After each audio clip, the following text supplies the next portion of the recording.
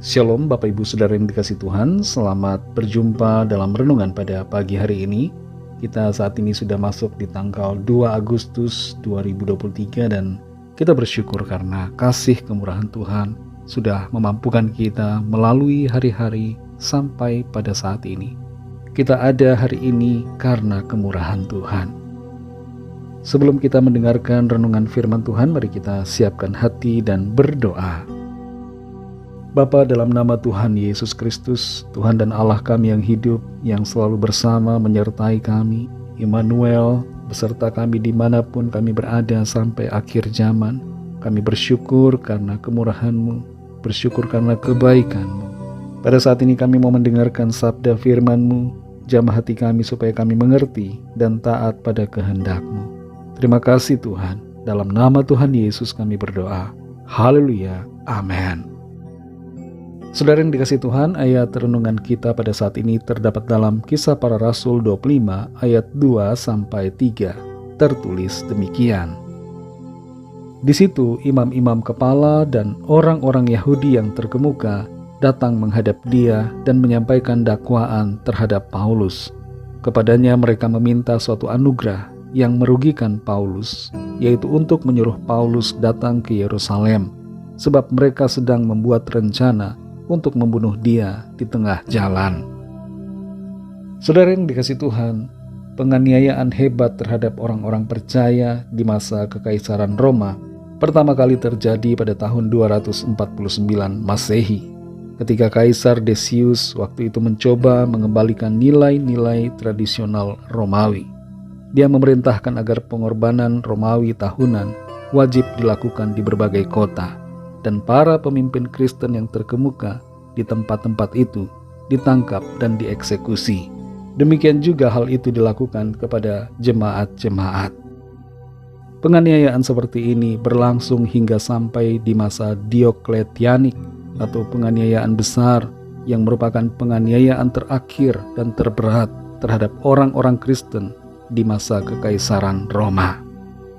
Pada tahun 303, Kaisar Diokletianus, Maximianus, Galerius, dan Konstantius membuat serangkaian dekret atau keputusan yang mencabut hak-hak hukum orang Kristen dan menuntut agar mereka harus mematuhi praktek penyembahan bangsa Romawi.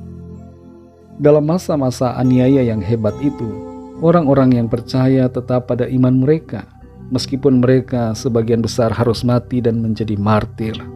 Betapa luar biasanya iman yang ditunjukkan mereka dalam masa-masa yang paling sulit di hidup mereka. Tuhan mencari orang-orang yang demikian, yang percaya kepadanya dengan sungguh, yang tidak bisa dibeli dan diubah imannya karena uang atau karena tekanan, yang tidak terpengaruh oleh keadaan, tidak menyerah dengan tantangan, tidak putus asa menghadapi tekanan, dan tidak berubah dalam iman meskipun terancam. Dalam Kisah Para Rasul 25 ayat 2-3 ini, kita membaca bagaimana ancaman pembunuhan yang dihadapi oleh Rasul Paulus karena imannya.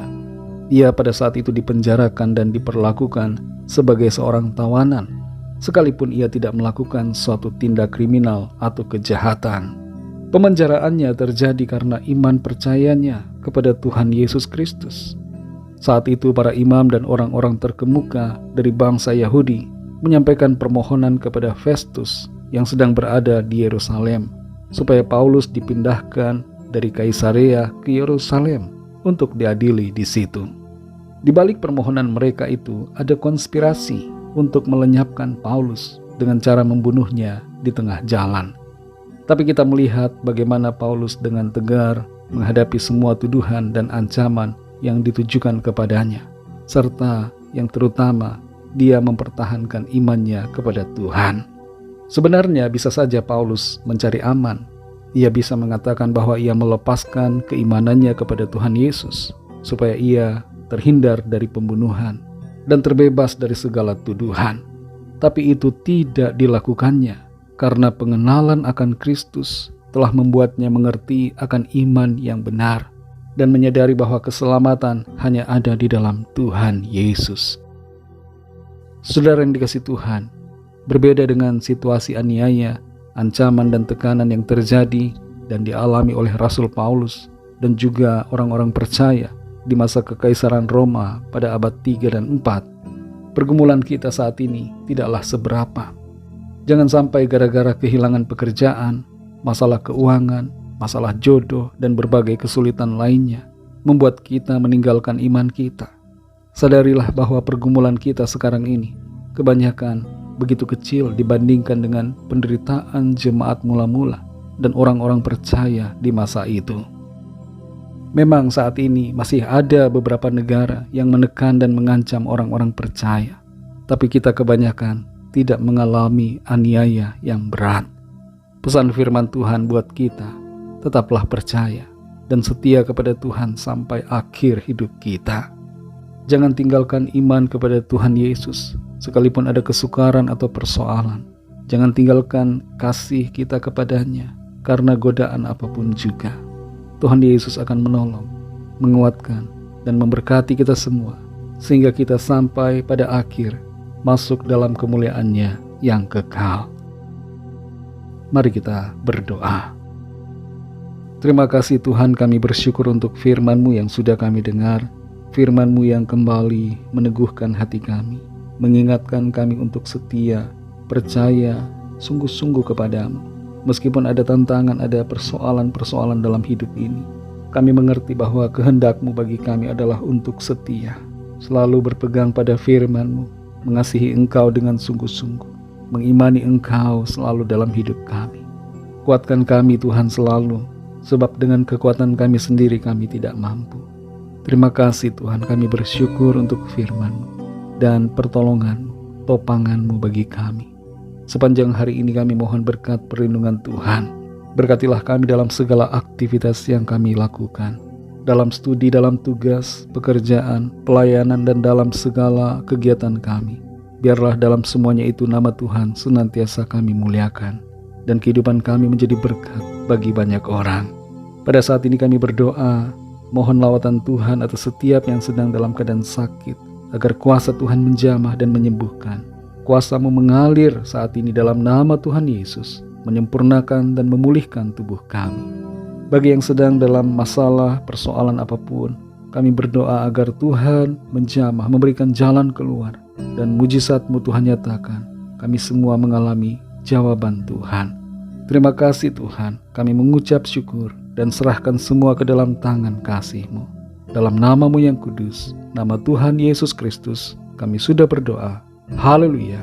Mari sama-sama kita berdoa doa Bapa kami.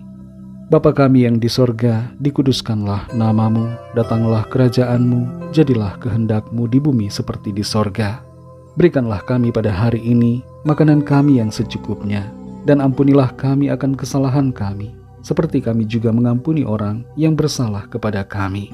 Dan janganlah membawa kami ke dalam pencobaan, tetapi lepaskanlah kami daripada yang jahat.